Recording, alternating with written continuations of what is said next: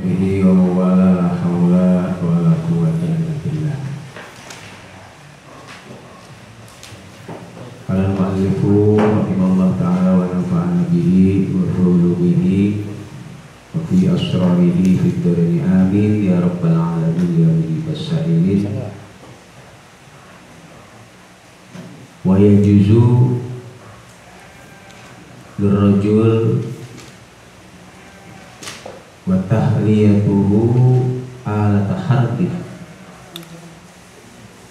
diperbolehkan bagi laki-laki menghiasi alat tahardih pada alat perang, wa tahliyatuhu, dan diperbolehkan bagi laki-laki menghiasi alat perang, alat tahardih, kasefin seperti pedang, waruhin dan tombak, watursin dan tameng,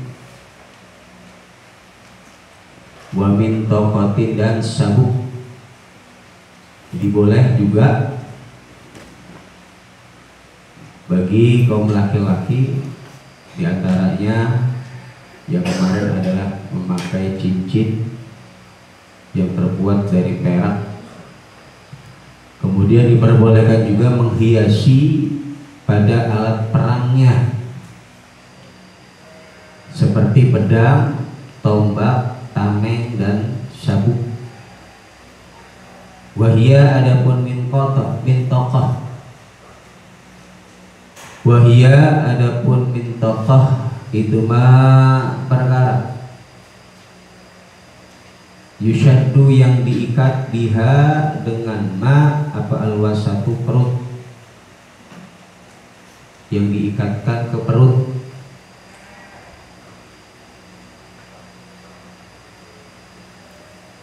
Wasiki nil harbi, dan seperti halnya pisau perang. Pisau perang, pisau rambo ya. Duna sikinil mihnati, bukan pisau dapur. Nah, kalau pisau dapur haram ya.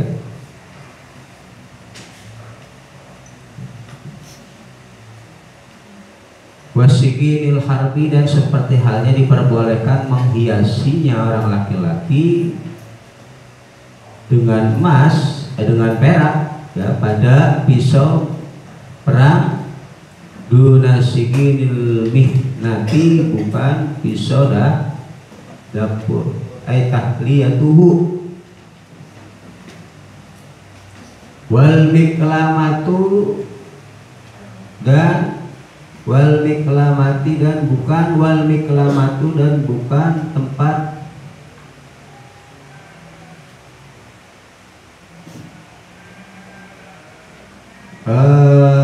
alat potong kuku. Miklamah, wal miklamatu, dan bukan alat potong kuku. Wahia bikasril mim, boleh bifiddatin, dengan menggunakan perak. Jadi boleh bagi kaum laki-laki menghiasi alat perangnya. Semisal pedangnya dia hiasi dengan perak ya, pada gagangnya atau sarungnya.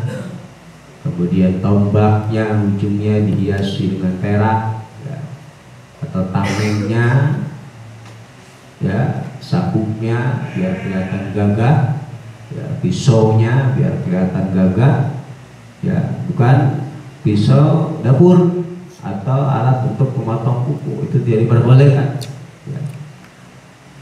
Diperbolehkan bila sarofin, dengan tanpa melewati batas. Namun juga di dalam menghiasi itu semua ya, tidak diperbolehkan dengan cara berlebihan. Bila sarofin, dengan tanpa melewati batas. Alasannya kenapa? Li'anna dzalika, karena sesungguhnya tahliyatu ala taharbin ila angkola, tujuan menghiasi senjata untuk perang, irhaban karena untuk membuat gentar lil kufari pada orang-orang kafir. Ya, kan biasa di dalam setiap negara menampilkan ya alutistanya ya, daripada alat tempur yang tujuannya ya agar negara tetangga atau negara musuh tidak meremehkan negara kita, membeli alutista yang bermacam-macam kemudian didemonstrasikan ya, senjata-senjata tersebut dipamerkan. Tujuannya apa? Irhaba, untuk menakut-nakuti ya, membuat gentar pada musuh. La bidahabi, tidak diperbolehkan menghiasi alat perang tersebut dengan menggunakan emas. Ya, kalau sekarang sudah menggunakan teknologi canggih, alat-alat perang sekarang itu ya, drone tanpa awak, ya, kapal mengintai musuh, ya, kapal siluman nggak kelihatan, siluman ya, macam-macam deh itu ya, canggih-canggih sekarang. Ya tujuannya ya. La bidahabin, tidak diperbolehkan menggunakan emas. Alasannya liziyadatil israfi, karena adanya tambahan berupa melewati batas berlebihan ya. Kalau udah pakai emas berarti ada unsur berlebihan ya. Jadi intinya boleh kita hiasi ya alat persenjataan kita ya, tapi jangan sampai berlebihan. Isyadatil israfi, karena tambahan berupa berlebihan, wal khuyalai, dan ya, pamer, sombong, itu juga nggak boleh ya. Wal khabaru, dan adapun hadis al mubihu yang memperbolehkan apa hadis khabar, lahu pada zahab, menghiasi alat-alat perang dengan menggunakan emas, itu do'afahu melemahkan pada khabar siapa? Ibnul Qattan, Imam Ibnul Qattan. Hadis yang menjelaskan diperbolehkannya menghiasi alat perang dengan menggunakan emas, ini hadis yang dilemahkan oleh Imam Ibnul Qattan. Wa in hasanahu, walaupun menganggap hasan pada khabar siapa? At-Tirmidzi, Imam Tirmidzi ya, berarti ada dua pendapat ulama. Boleh kalau memang tujuannya untuk membuat gentar musuh, menghiasi alat perang menggunakan emas, beli yang tercanggih ya, alat perang kita jangan sampai tertinggal ketika nanti terjadi ya hal yang tidak kita inginkan. Kita udah betul-betul siap, karena rakyat sipil nggak boleh memiliki alat senjata perang ya. Mungkin kalau dulu boleh individu dari kita beli pedang buat perang, jadi hasil tameng. Nah, kalau sekarang ditembakan nggak boleh, ada undang-undang ya. Ya Allah ya Karim, tahliyatuhu, dan juga diperbolehkan menghiasinya rojul ya, orang laki-laki, mushafan, pada mushaf, lembaran-lembaran Al-Quran itu boleh dihiasi. Kala berkata siapa? Syekhuna, guru kami, aima, maksudnya pada perkara fi yang itu di dalam Al-Quranun, adapun Al-Quran yang di dalamnya terdapat Al-Quran, lembaran-lembaran yang isinya Al-Quran, wadahnya kita buat dari emas ya, kemudian kulitnya tuh kita lapisi dengan emas atau dengan perak ya, dengan perak ya. Walau litabarrukin, walaupun karena tujuan tabaruk.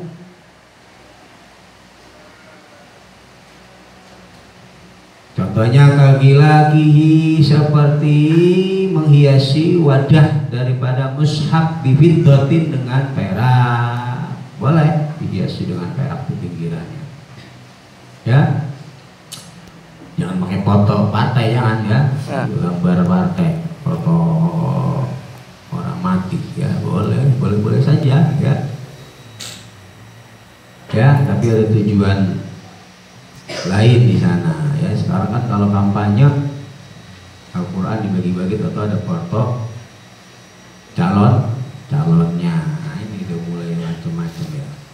Walil mar'ati, dan itu bagi seorang perempuan, tahliyatuhu, adapun menghiasi pada mushaf bidahabin dengan perak, ikraman, karena tujuan memuliakan, fihima, di dalam tahliyatul rajul wal mar'ah, boleh tujuan ikraman bil Quran. Waqatbuhu, adapun menulis pada mushaf bidahabi dengan emas, itu hasanun, bagus, bahkan dengan menggunakan tinta emas bagus, karena memuliakan pada Al-Quran. Walau min rajulin, walaupun adanya al-kutub, menulis tersebut itu dilakukan oleh orang laki-laki, ya kan, karena orang laki-laki itu diharapkan menggunakan emas ya, menggunakan emas untuk berbagai macam penggunaan ya. La tahliyat tu kitabin, la tahliyatu kitabin, tidak diperbolehkan menghiasi buku kitab, ghairihi, yang selainnya mushaf, nggak boleh. Kalau selain mushaf, dia punya buku ya, kenangan, sama yang dia punya pacar ya, buku apa namanya itu, buku agenda ya, buku apa ya, ya dihiasi kenangan zaman dulu dengan perak, dengan emas, haram. Atau kitab-kitab yang lainnya ya, selain mushaf, itu tidak diperbolehkan. Walau bifiddatin, walaupun ya dengan menggunakan perak, nggak boleh ya menghiasi kitab atau buku-buku selain Al-Quran ya, walaupun dengan menggunakan ya fiddah, ghayatun fi adabil jawaz, ay la tajuzu tahliyatu kitabi ghairihi walau kanat bifiddatin, walaupun itu menggunakan perak ya. Maktubun ala wa tahliyatu mushafan wa huwa mafhumuhu ay la yajuzu tahliyatu kitabi ghairil mushaf. Wa ihtaraza al-musannif bi tahliyatil mushaf an tahliyatil kutub fala yajuzu tahliyatuha al-masyhur ya. Qala bidhair sawaun bi kutubul hadis ya wa ghairiha, walaupun kitab yang selain Al-Quran tersebut, mushaf tersebut adalah kitab-kitab hadis, juga tidak diperbolehkan di dalam kitab dakhair ya walau huliya al-masjid awil ka'bah aw qanadilaha bidabil afidatin hurima. Begitu juga ya, sebagian ulama mengatakan haram menghiasi masjid atau Ka'bah atau memberikan lampu-lampu ya pada Ka'bah atau masjid bidahab atau fiddah, itu hukumnya haram ya, li'annaha laysat bi ma'nal mushaf, karena itu semua bukan bagian daripada Al-Quran. Masjid dihiasi itu dengan emas ya. Nah, namun di sini juga terjadi pendapat ulama. Di dalam kitab Rawdatul Talibin dikatakan wa bi tahliyatil Ka'bah wal masajid bidzahab wal fiddah wa ta'liqu qanadilaha fiha wajhani ya, di dalam menghiasi Ka'bah dan masjid-masjid dengan perak atau emas ya, dan menggantungkan lampu-lampu ya di masjid mushola, ini terdapat dua wajah.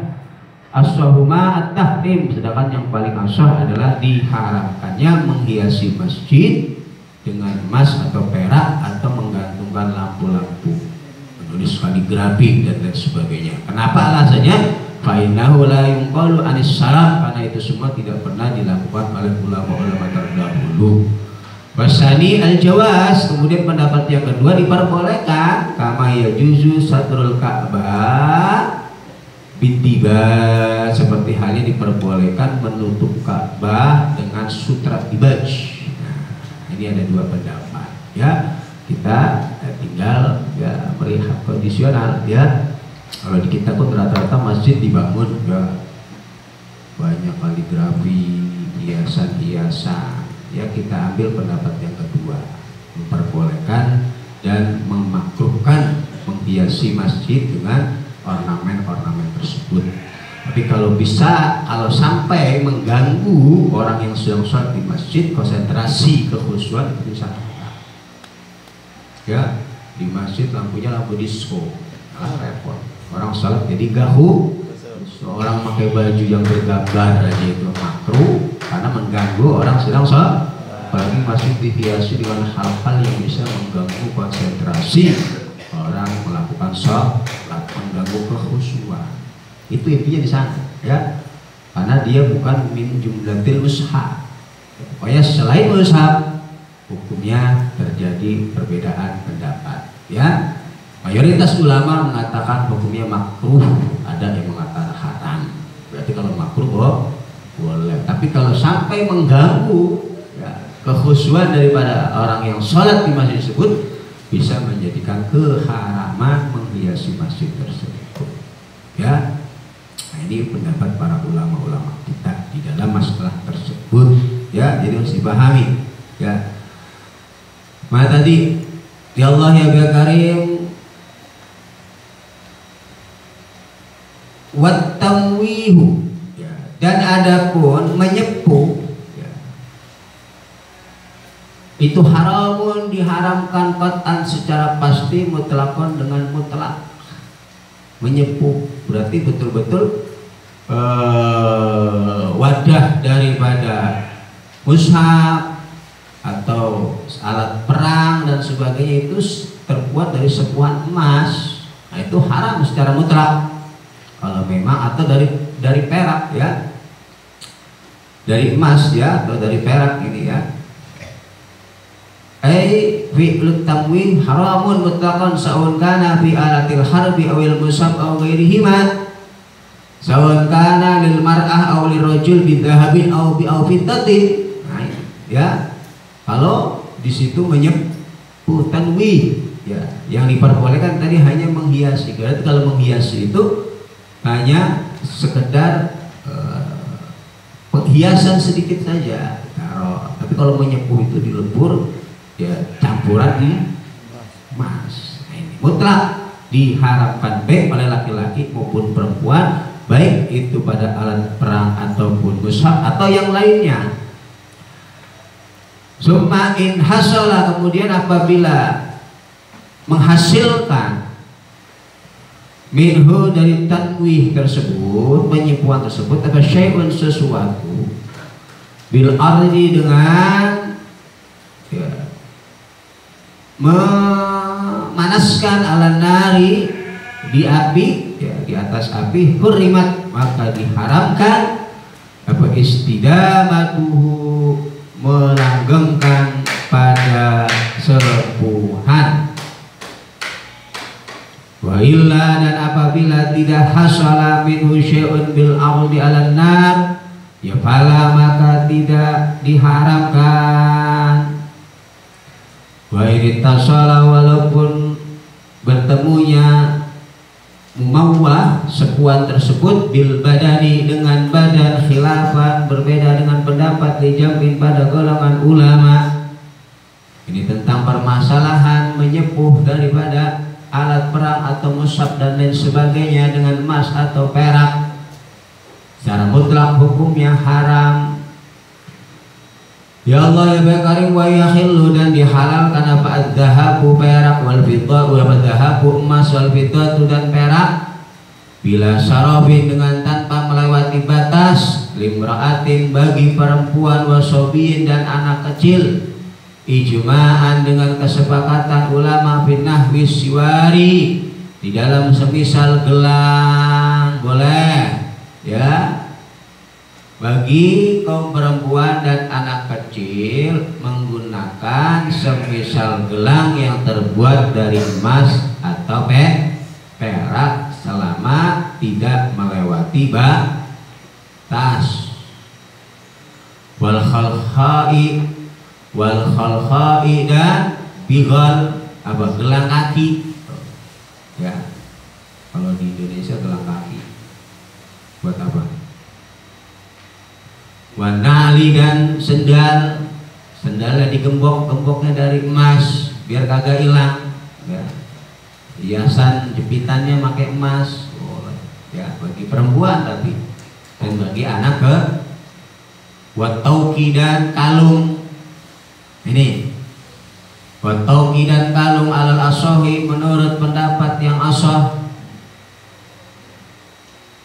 bil mansuji pada perkara yang disulam bihima dengan zahab wal fiddah.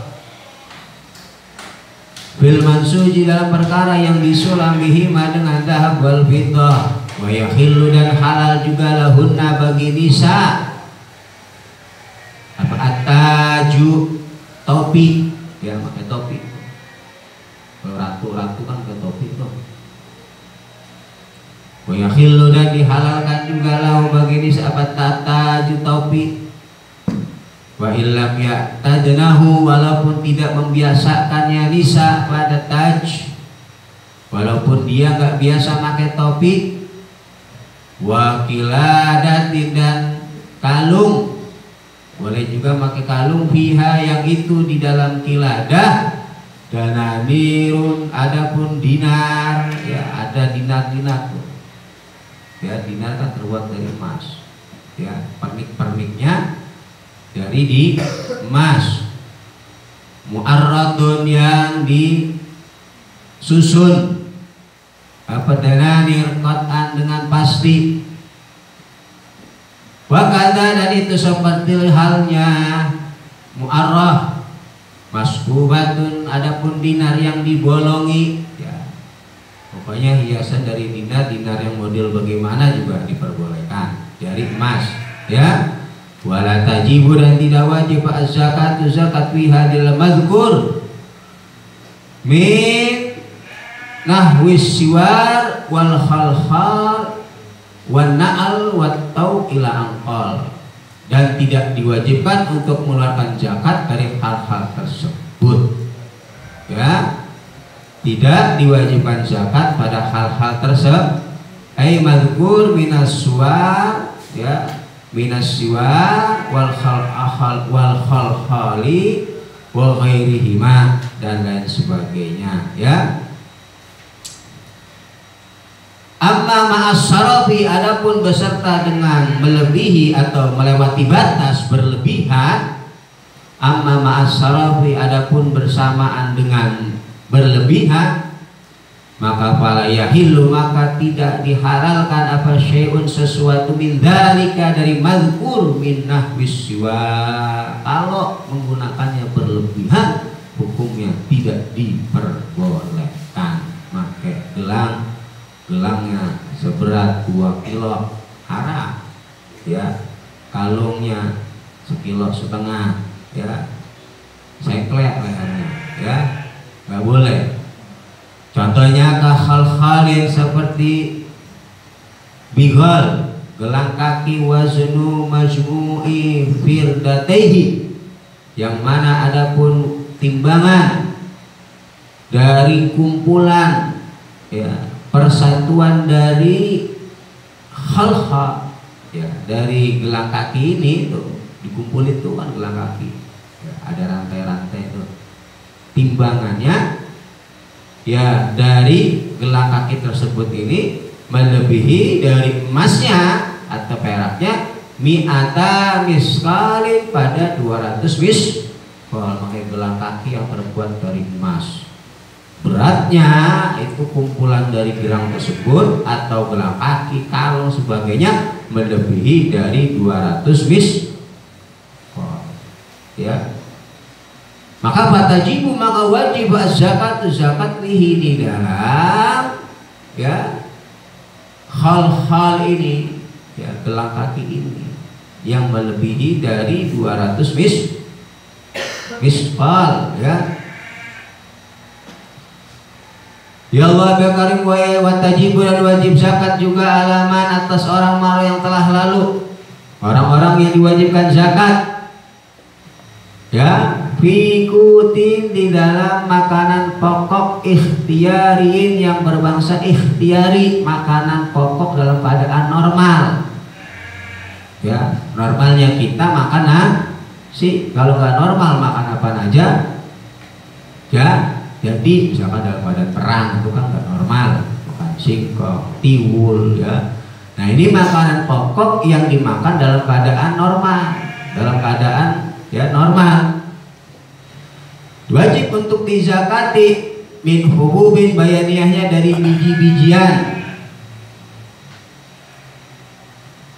Kaburin seperti biji gandum, wasyairin biji syair, wa azurri wa aruzin dan beras.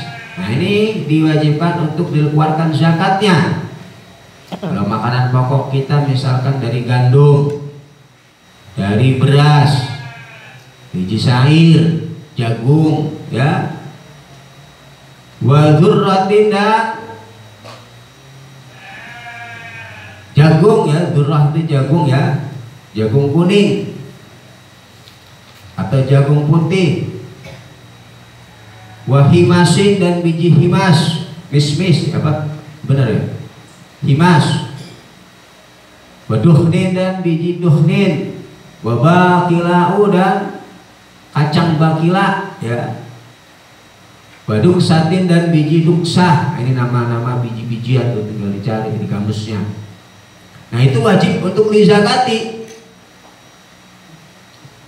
Wabi tamrin dan di dalam kurma kering, wa inabin dan anggur, min simarin dari buah-buahan. Itu semua wajib untuk dikeluarkan zakatnya dari makanan pokok yang kita makan seperti biji beras, gandum, jagung ya, dan lain sebagainya. Balago yang telah sampai apa qadru kullin, ukuran masing-masing minhuma dari kut ya, wa tamr wa inab ay minas simar dari buah-buahan, khamsata ausukin pada 5 wasak, 5 ausuk, 5 wasak ya, kurang lebih adalah 623 ya kilo ya, 623 kilo, nggak sampai 1 kintal. Berarti 1 kintal kan sama dengan berapa? 1000 ya, 100 kilo 1 kintal. 100 kilo sampai berarti ya, nggak nyampe 1 ton berarti ya, nggak nyampe 1 ton. Wahia adapun khamsata ausuk 5 wasak atau 623 kilo, bil kaili dengan timbangan itu salah sumiati sa'in 300 sok, 300 sok.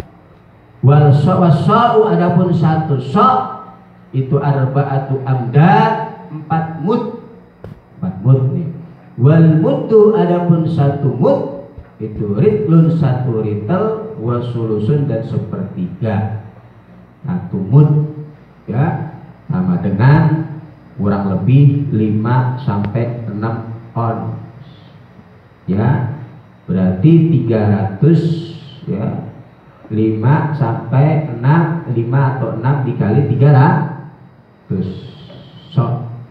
Kalau disokkan ya, kalau disokkan kurang lebih jumlahnya 623 kilo 5 ausuk ya, 5 wasak dari ukuran zakat daripada kut dan simar, makanan pokok dan buah-buahan. Itu wajib dizakati ya, dari hasil pertanian tersebut ya. Hasil pertanian dari makanan pokok tersebut, jagung, gandum, beras, biji syair, khimas, dukhnin, bakil ya, bakilah, duksak ya, kemudian buah-buahan dari tamer, inab ya, dan lain sebagainya dengan hukum kias. Itu semua wajib dizakati kalau sudah sampai dengan ukuran 5 ausuk, yaitu sama dengan 623 kilo.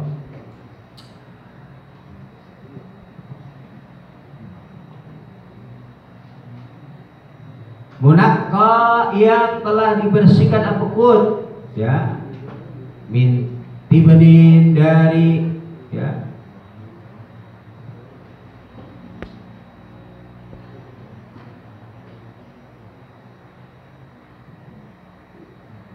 dari apa namanya itu kalau di damen ya, apa namanya? Hah? Damennya ya. Wakisrin dan kulitnya, damennya udah dibersihin, kulitnya udah dibersihin ya. Nah kalau beras itu kurang lebih 550 lebih ya. Jadi kalau gabah ya itu ukuran beratnya 5 sok itu kurang lebih 623 kilo. Kalau sudah menjadi beras itu 550. Nah kalau buah-buahan itu nanti ada itu. Jadi Anda tinggal cari tabel pengeluaran zakat daripada zakat zuruk pertanian, dari mulai beras, jagung, gandum, itu ada tabelnya. Anda tinggal kiaskan ya. 5 sok itu nanti ukurannya beda-beda. Dari ukuran gandum berapa, ukuran korma berapa, beras berapa, itu punya ukuran masing-masing. Itu ada tabelnya, itu udah banyak, Anda tinggal cari aja ya. Hampir sama ya, cuma nanti ada perbedaan di antara pendapat-pendapat ulama ya. Wala yuqalu, dan tidaklah dimakan apapun, la yuqalu yang tidak dimakan apapun, mahu bersama dengan ya tin wa kisrin ya. Ghaliban secara umum, yang mana makanan tersebut dimakannya nggak sama kulitnya atau damennya. Kan ada tuh buah-buahan yang dimakan sama kulitnya ya, dari anggur bukan kulitnya dimakan, kurma kulitnya dimakan. Nah ini buah-buahan yang memang, atau tanaman-tanaman yang memang nggak dimakan sama kulitnya, dibersihin dulu. Wa'lam, dan ketahuilah olehmu anal aruzza, bahwasanya beras itu mimma, sebagian dari perkara yudakharu, yang disimpan apa ma bikisrihi, dalam kulitnya ma ya. Kalau beras itu kalau disimpan sama, kalau masih jadi gabah belum digiling, lebih tahan lama daripada disimpan berupa beras. Kalau disimpan berupa beras itu bisa kutuan, bisa busuk ya. Umumnya kalau orang panen yang disimpan gabahnya, baru kalau mau dimasak itu disebut. Walayu kalau, dan tidak dimakan apa mau bersama dengan kisri. Kalau disimpan itu sama kulit-kulitnya, tapi kalau dimakan kulitnya dilepas, digiling dulu, diselip dulu. Maka fatajibu, maka wajib apa zakat fihi, di dalam harus ya, in balagha, apabila telah sampainya arus asrata ausukin, pada 10 wasak ya. Beda berarti kalau beras itu ya, tadi kan 5 ausok, tapi kalau dia sudah menjadi beras ya karena dia disimpannya dengan kulit, tapi kalau dimakan tidak dengan kulit. Tadi dah ukurannya, kalau masih dia berupa gabah ukurannya 623 kilo, kalau sudah menjadi beras ukurannya menjadi 50 kilo lebih. Nah, tuh ya. Berapa yang dikeluarkan dari zakat tanaman tersebut ketika telah sampai pada nisabnya, yaitu 5 ausok, ya. Asrun adapun 1/10, yaitu 10%-nya dari hasil panen tersebut. Zakati itu dikeluarkan karena zakat. Usrun adapun 1/10. Zakati itu karena dikeluarkan untuk zakat. Insukia, tetapi apabila disiraminya mazkur minal qut wal tamr wa inabin, ya, itu semua apabila disiraminya bila mu'natin dengan tanpa biaya, ya. Kalau memang di dalam merawatnya, ya, ini tidak menggunakan biaya, contohnya kamatorin seperti menggunakan air hujan, ada namanya sawah tada hujan, ya. Jadi di dalam menyirami padi ini nggak perlu pakai biaya operasional, cukup menggunakan hujan, maka zakatnya adalah 1/10 atau 10% dari hasil panen. Wa illa aywa apabila tidak insukia bila mu'nah, berarti sukia bimu'natin.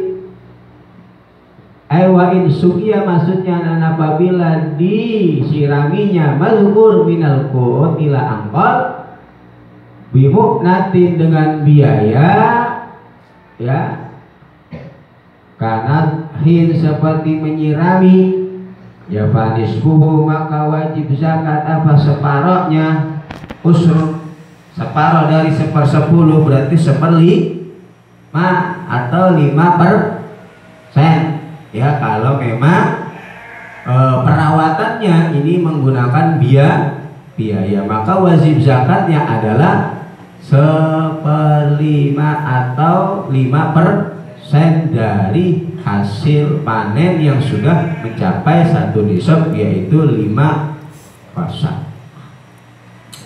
Nisbul usri maksudnya wajib dikeluarkan separoh dari 1/10, berarti 1/5. Ya, nah ini yang wajib untuk disakati. Wasababu tafriqati, dan adapun sebabnya perbedaan di dalam mengeluarkan zakatnya 1/10 dan 1/5 itu siqalul mu'nati, berat dalam masalah biaya, bihada di dalam masalah, ya, suqiyah bimu'nah, karena memang ada biaya operasional yang harus dikeluarkan di dalam masalah zakat, ya, zakat tanaman.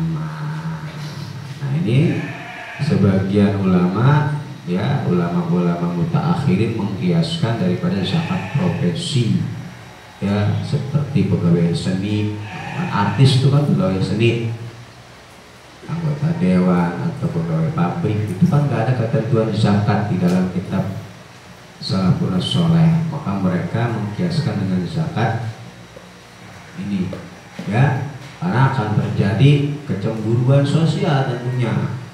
Orang yang cuma penghasilannya panen setahun paling 2-3 kali, ya, orang sawah itu kan panen bisa paling setahun 1 atau 2 kali, 3 kali udah jos. Tanya orang cabang ini, kalau panen itu setahun paling berapa kali, itu diwajibkan keluarkan zakat.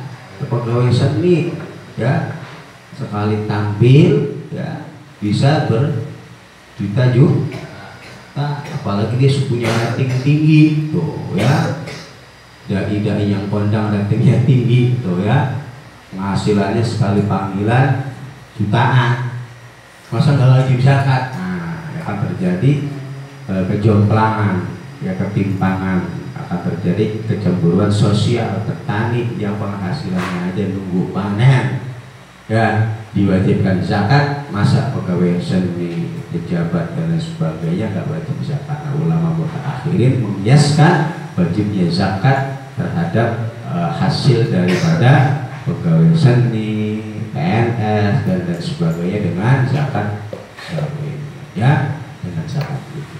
Karena kalau nggak wajib zakat ya akan terjadi ketimpangan sosial, kecemburuan sosial. Enak dong dia penghasilannya bisa berjuta-juta tapi tidak wajib keluarkan zakat. Ya, ya memang secara pembahasan dalam buku kitab-kitab para ulama kita tidak ada membahas hal tersebut. Ya, yang diwajibkan zakat. Ya Allah ya kalimat tadi. Sababut tafriqati satulah. Wa khifatuha dan ringannya muknah bil awali dalam kut yang pertama bila apa namanya muknah ya sawaun azura baik ditanamnya kadzalika mazkur minal qut wa tamar wa inam ay minas simar sawaun azura baik ditanamnya kadzalika mazkur dari makanan pokok dan buah-buahan qasdan dengan disengaja amnabata atau tumbuhnya dzalika ay minal qut wa simar dari makanan pokok dan buah-buahan tersebut ya ittifaqon dengan kesepakatan ulama, baik emang disengaja ditanam atau tumbuh sendiri itu. Ya, punya kebun ada buah-buahan anggur di situ, buah korma di situ. Ternyata ya panennya ketika panen ini sudah melebihi daripada satu nisab yaitu 5 wasak. Maka wajib walaupun nggak sengaja kita tanam tumbuh sendiri. Nah ini maksudnya ya. Sawaun asyura dzalika qasdan aw nabata, baik itu sengaja ditanam atau tumbuh sendiri, ittifaqan dengan kesepakatan ulama. Kama seperti keterangan fil majmu'i yang ada dalam kitab Majmu'. Hakian halnya menghikayati Pak Imam An-Nawawi fihi di dalam Majmu' al-ittifaq pada kesepakatan. Wa bihi dan dengan ma'fil Majmu' yu'lamu diketahui fardu fuqali Syekh Zakaria, lemahnya pendapat Imam Zakaria Al-Ansari fi tahririhi dalam kitab tahrirnya Imam Zakaria tabaan hal yang mengikuti li aslihi pada asalnya kitab tahrir. Yustaratu yaitu jabat yustaratu disyaratkan diwujubiha pada wajibnya zakat apa ayyazra'ahu ya menanamnya ya pada menanam pada mazkur minal qut wa thimar. Nah, di dalam kitab tahrirnya Imam Zakaria Al-Ansari mengatakan disyaratkan di dalam wajib zakat yaitu ditanamnya makanan pokok atau buah-buahan tersebut. Siapa yang menanam? Malikihi pemilik mazkur, malikuhu pemilik mazkur, au naibuhu atau pengganti dari malik atau kuliknya. Ya, di dalam kitabnya Imam Zakaria Al-Ansari yaitu kitab tahrir mengatakan yang wajib dizakati ya tanaman-tanaman yang memang sengaja ditanam. Kalau mau tumbuh sendiri nggak wajib. Nah ini dilemahkan oleh pendapat ulama lain di antara Imam Nawawi dalam kitab Majmu'-nya ya yang mengatakan lemahnya pendapat Imam Zakaria Al-Ansari fi tahririhi ya. Maka bala zakat maka tidak ada wajib zakat itu wajib fima di dalam perkara injara'a apa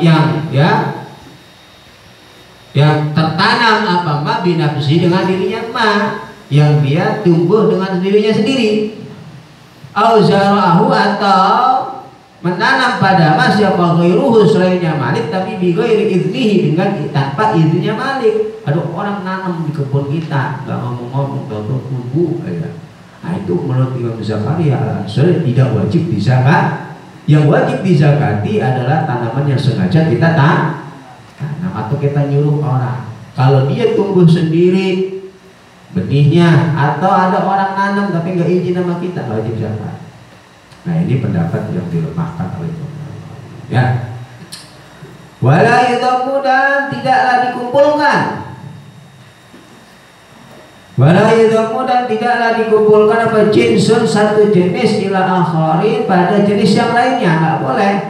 Ya, bukan caranya seperti itu di dalam mengeluarkan zakat. Beras dikumpulin sama jagung dan nisab, enggak. Litakmil nisabi karena menyempurnakan satu nisab. Ya nggak begitu. Bikhilafi anwa'il jinsi, berbeda halnya dengan berbeda-bedanya bentuk-bentuknya jenis. Bikhilafi anwa'il jinsi, berbeda dengan anwa'nya, nau'nya jenis. Berbeda kalau memang yang berbeda ini nau'nya. Beras kan ada beras yang pandan wangi, beras mana cabang bungin, beras Cianjur. Itu kan satu beras tapi lain nau'nya. Kalau itu boleh, ya. Kalau itu memang harus disempurna. Beras Cianjur cuma segini, beras ini segini, beras ini segini, jadi satu. Ternyata satu nisab. Itu wajib dicatat. Ya, bikhilafi anwa'il jenis, berbeda dengan nau'nya jenis. Nah ini perhatikan, nau itu berarti macam. Dalam beras itu ada macam-macam beras. Dalam korma ada macam-macam korma. Yang penting korma macam-macamnya itu enggak masalah. Itu tetap satu korma diukur satu nisab dizakati. Walaupun nau'nya berbeda-beda. Korma Nabi, korma mana? Surabaya, ya. Korma mana lagi kan? Korma macam-macam itu ya. Yang murah, yang mahal, yang penting satu macam. Nah, kalau nau'nya sama, ya, kalau beda nau'nya tapi jenisnya sama,